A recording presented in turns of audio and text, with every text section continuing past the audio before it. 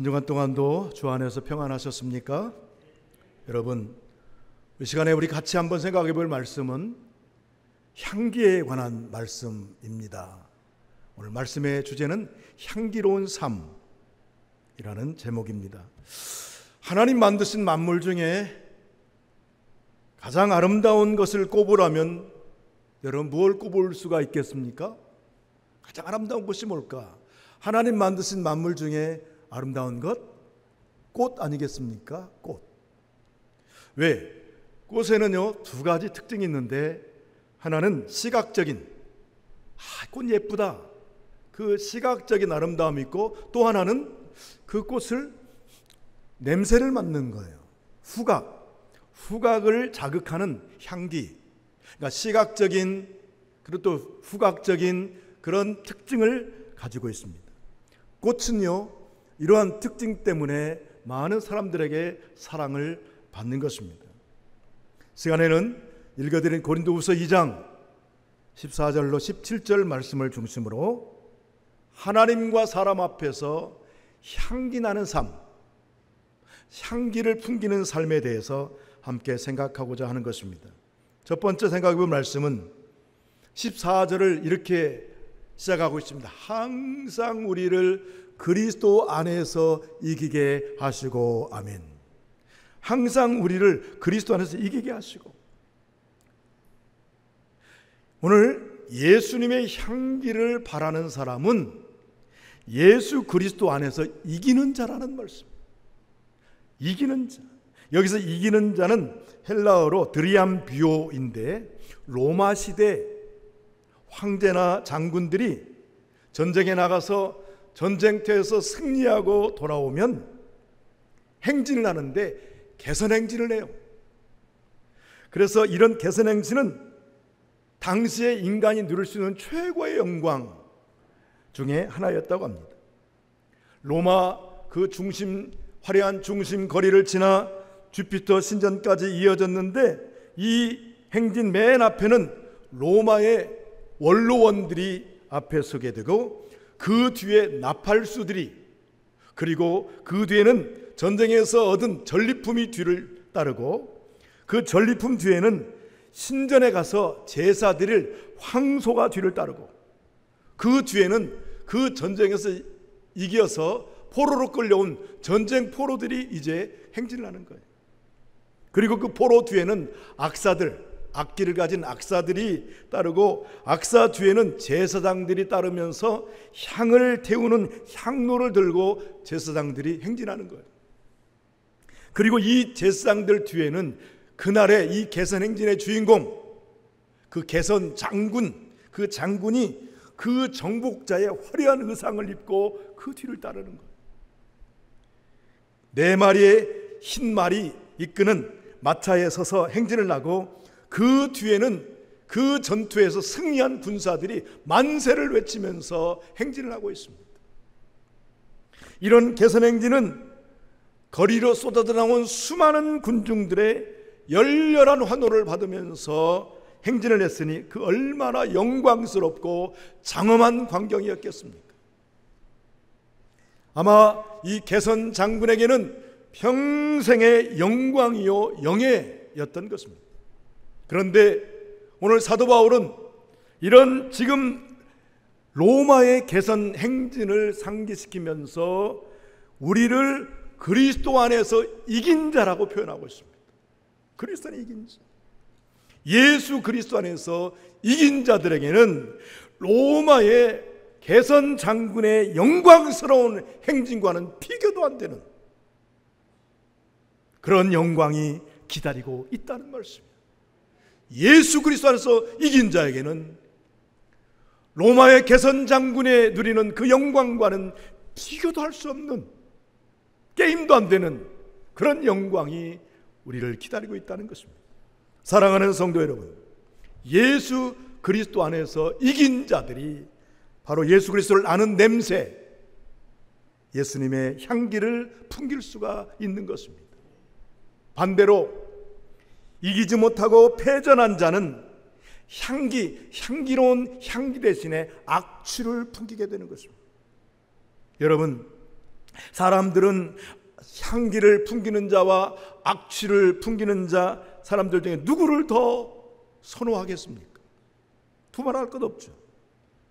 사람들은 좋은 향내, 향기를 풍기는 자와 함께하기를 이제 원하는 것입니다. 역시 하나님도 마찬가지입니다. 하나님 누구를 기뻐하시겠습니까? 하나님은 향기를 풍기는 사람을 기뻐하신다는 말씀입니다. 사랑하는 성도 여러분, 바라기는 예수 그리스도 안에서 날마다 이기는 삶을 살고 계신다면, 예수 그리스도 안에서 날마다 항상 우리는 예수 안에서 이기는 자가 다 되시기를 주의 이름으로 축복합니다. 두 번째, 그렇다면 예수님의 향기를 바라는 방법이 뭐냐 그 말이에요. 어떻게 해야 예수님의 향기를 나타내는가? 향수를 뿌리는 것도 아니고 어떻게 하는 것이 예수님의 향기를 나타내는가? 첫째는 예수님의 마음을 품어야 합니다. 따라합시다. 예수님의 마음. 예수님의 마음을 품어야, 예수님의 마음을 품은 자에게 예수의 향기가 드러나게 되어 있다는 말씀. 내 힘과 내 노력과 내 인격으로는 예수님의 향기를 결단코 풍겨낼 수가 없다는 것을. 또 하나, 예수님의 향기를 풍기기 위해서는 희생하는 삶을 살아야 된다는 거예요. 희생하는 삶. 경상북도 영덕 출신의 한 장로님의 간증입니다. 이 장로님은 어릴 적부터, 식구들은 다 교회도 안 나가고 예수를 안 믿는데 혼자서 어린 적부터 초등학교, 국민학교 때부터 새벽 기도를 다녔어. 이 어린아이의 마음속에 비가 오나 눈이 오나 언제나 새벽 제단을 놓치지 않았다는 거예요. 어린아이가 새벽 제단을 쌓는 믿음이니 주일을 지키는 것, 주일 성수는 또 말할 것도 없겠죠. 그러던 어느 가늘날 초등학교 시절 저녁을 먹는데 예수 안 믿는 아버지께서 말하는 거, 얘야, 아들아, 내일 일요일이다. 내일 일요일인데 논에 가서 벼를 베어야 되는데 내일은 교회 가지 말고 아버지를 도와서 벼를 베라.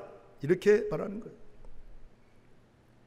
주일날인데 교회 안 가고 벼를 베라고 하니 밥을 먹다가 밥맛이 떨어지는 거예요.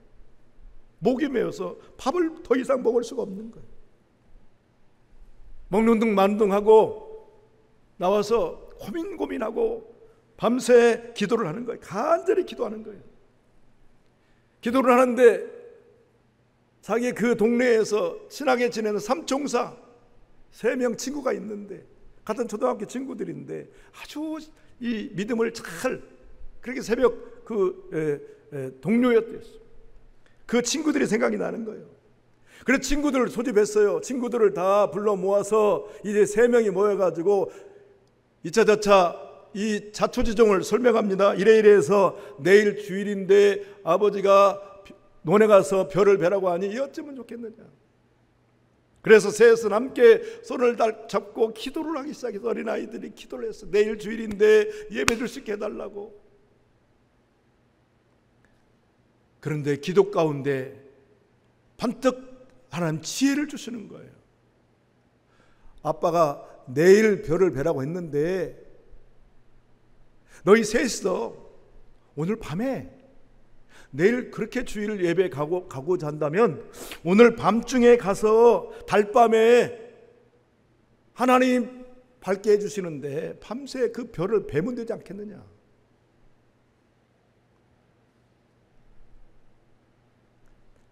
밤중에 이 세 아이가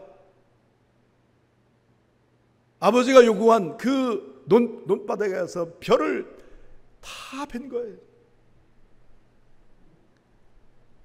날이 밝아서 이 아이가 아버지께, 아버지 저 교회 다녀오겠습니다 하니까 깜짝 놀라는 거예요. 무슨 교회냐고 말이에요. 오늘 내가 어저께 얘기했잖아. 너네 가서 벼를 베야 된다고 말이죠. 네, 아버지 그럴 줄 알고 어젯밤에 논에 있는 벼를 다 베놓았습니다. 깜짝 놀랐어요.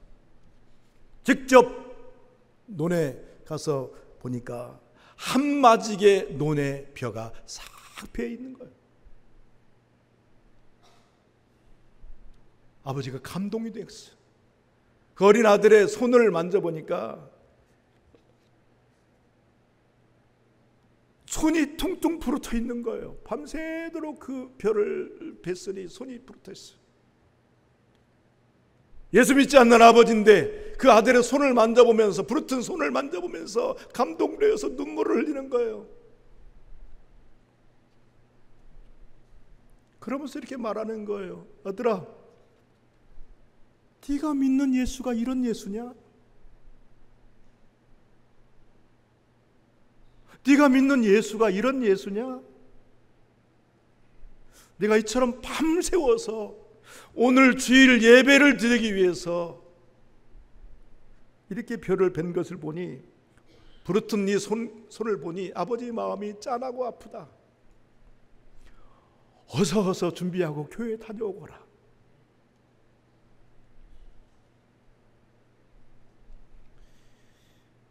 영덕의 장로님께서는 이 간증 끝에 이렇게 간증을 맺습니다. 제가 한밤중에 그 많은 벼, 한마디의 벼를 친구들과 함께 벤 것은 하나님도 사랑하고 아버지를 사랑했기 때문입니다. 하나님 말씀에 순종하자니 아버지께는 불효하는 것이 되고, 아버지께 순종하다니 하나님의 뜻을 어기게 되는 것이고, 그래서 기도를 했더니 하나님이 지혜를 주셔서 하나님의 뜻도 어기지 않고 지키고 아버지의 말씀에도 순종하는 좋은 결과가 되었습니다. 어린아이였지만 믿음으로 희생했더니 예수님의 향기를 드러내게 된 것입니다. 사랑하는 성도 여러분, 우리의 삶 가운데 예수님의 향기를 발하기 위해서는 우리에게도 이런 희생이 따라와야 됨을 꼭 기억하시기를 주의 이름으로 축복합니다. 세 번째, 예수님의 향기를 발하기 위해서는 예수님께 붙잡힌 자가 되어야 합니다. 예수님께 붙들린 자가 되어야 된다는 말씀. 바울은 다메섹 도상에서 주님 만난 후에 예수님께 붙잡힌 삶을 살았어.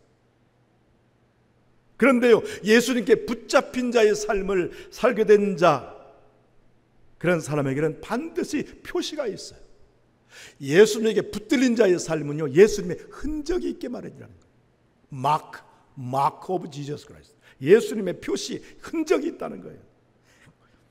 갈라디아 6장 17절 말씀, 바울은 자신의 몸에 있는 예수의 흔적을 고백한, 이후로는 누구든지 나를 괴롭게 하지 말라, 내가 내 몸에 예수의 흔적을 지니고 있노라 그랬어.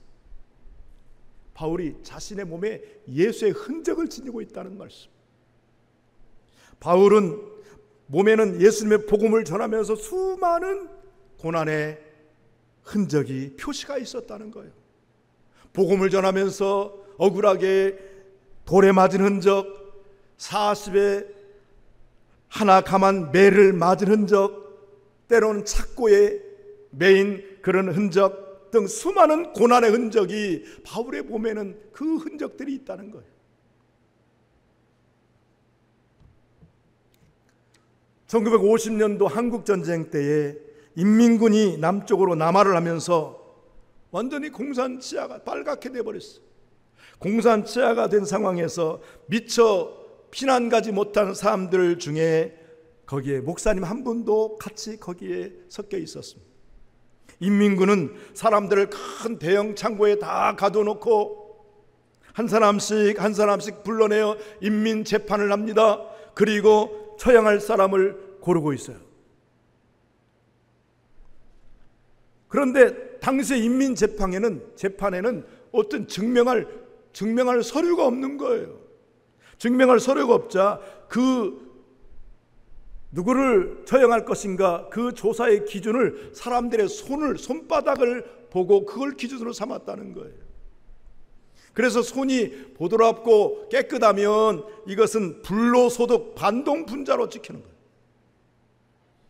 그리고 손을 만져보면 손이 거칠거칠하고 아주 거칠어 있으면 그 사람은 근로인민이요 동물하고 칭했다는 거예요.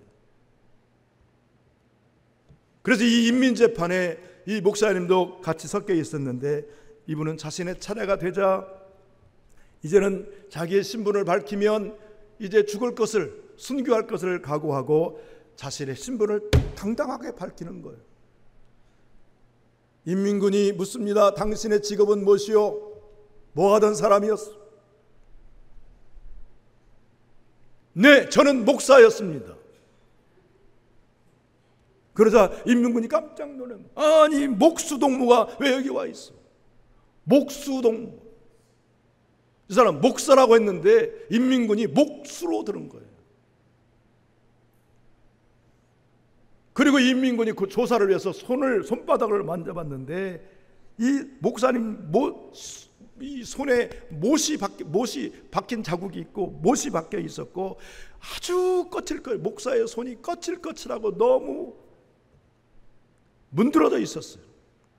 그러니까 이 인민군이 손바닥을 조사하다가 어이, 목수 맞구만. 그동안 애썼어, 수고했어, 날래 가시라요 하고 이분을 풀어준 거예요.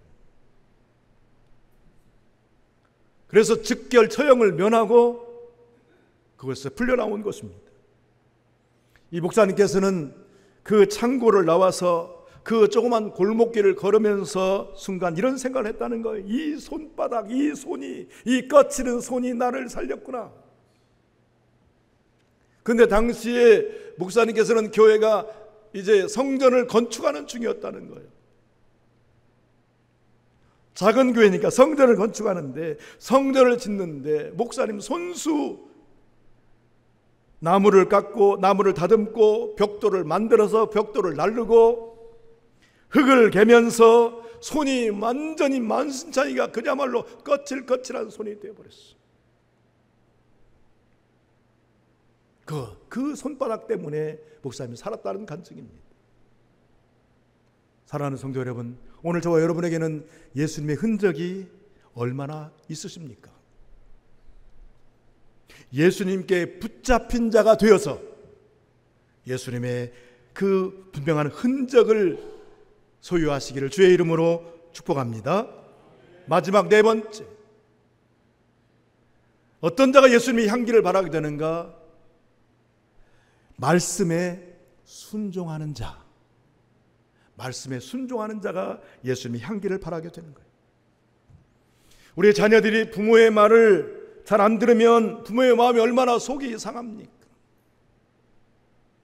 우리는 이럴 때마다 하나님 앞에서의 내 모습을 볼 줄 알아야 된다는 말씀. 내가 말씀대로 살지 아니하면, 내가 말씀대로 살지 아니하고 어긋나는 삶을 살게 되면 하나님께서 얼마나 속상해 하실까? 성령님께서 얼마나 한탄해 하실까?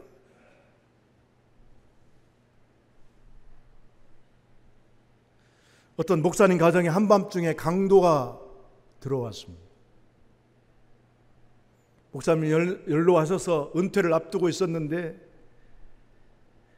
은퇴 후에 살 집도 마련하고 이제 노후를 위해서 한 푼 두 푼 모아서 조금 모아둔 돈이 있었는데 내일이면 노후에 거처할 집을 계약하러 갈 참이었는데 그날 밤, 하필이면 그날 밤 강도님께서 들어와 칼을 들이대면서 노 목사님 부부에게 협박을 하는 거예요. 일어서! 자다가 놀랬어. 강도가 시키는 대로 다 하는 거예요. 두 손 들어! 구석으로 가! 장롱 속에 있는 거 다 꺼내놔! 그랬더니 사모님께서 살려만 주신다면, 강도 앞에서 막 살려만 주신다면 막 놓겠습니다. 벌벌 떨면서 장롱을 뒤져서 그거 다 강도 앞에 꺼내줍니다. 강도 다시 구석으로 가. 그리고 이불을 뒤집어 쓰고 10분 동안 꼼짝하지 마. 강도의 말대로 10분 동안 꼼짝 않고 있었다가 인기척이 없자 쓱 일어나 보니까 상황은 끝났어요. 다 털어가지고 강도님이 나가셨어요. 그 순간 이 노 목사님 마음속에 성령님의 음성이 감동적으로 들리는 거예요. 나는 지금까지 내가 목회하면서 목숨만 살려주면 다 드리겠습니다 라고 한 고백을 한 번도 나는 들어본 적이 없다. 그런데 오늘 보니까 너는 강도에게 그런 고백을 잘도 하더구나. 그리고 그 강도의 말에는 얼마나 순종을 잘하는지.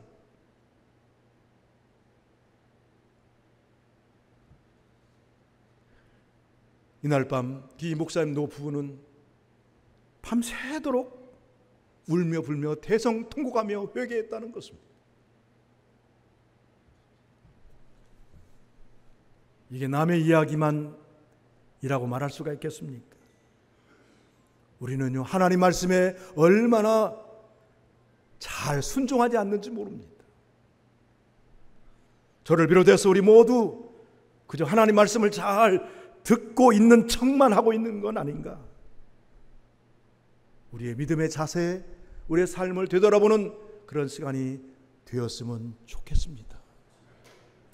우리는 예수님의 향기를 바라는 삶, 예수님의 향기, 우리가 하는 모든 언행심사를 통해서 예수님의 향내를 풍기는 삶, 먼저는 예수님의 마음을 품고 그리고 믿음으로 희생하고 그 예수님께 붙잡힌 삶을 사심으로 우리 모두가 예수 안에서 이기는 자들 다 되시기를 주의 이름으로 축복합니다.